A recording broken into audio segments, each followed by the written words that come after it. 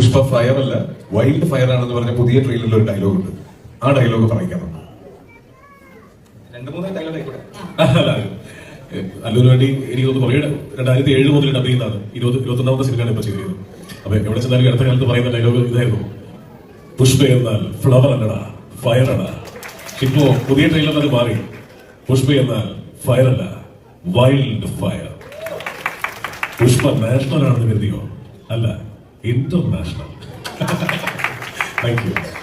എന്ന് പറഞ്ഞാൽ ഫ്ലവർ അല്ലടാ ഫയർ, താഴത്തില്ല. ശരിക്കും അല്ലൂർജുന്റെ റിയൽ സൗണ്ടിനെക്കാട്ടും ഈ ജിസ്റ്റോയി വെക്കുന്ന സൗണ്ട് വേറെ വിഷയം തന്നെ. നമുക്ക് തന്നെ അല്ലൂർജുൻ മലയാളത്തിൽ അദ്ദേഹത്തിന്റെ സംസാരത്തിൽ പറയുമ്പോൾ വലിയൊരു ഇഷ്ടം തോന്നില്ല, പക്ഷെ ജിസ്റ്റോയി വെക്കുന്ന ആ വോയിസിൽ എന്തൊരു ഇഷ്ടമാണ് തോന്നുന്നത്. അല്ലൂർജുൻ നമ്മളെ ദത്തുപുത്രൻ തന്നെയാണ്, മലയാളികളുടെ നെഞ്ചിലേറ്റിയ വിജയണ്ണന് ശേഷമുള്ള കേരളത്തിന്റെ ദത്തുപുത്രൻ.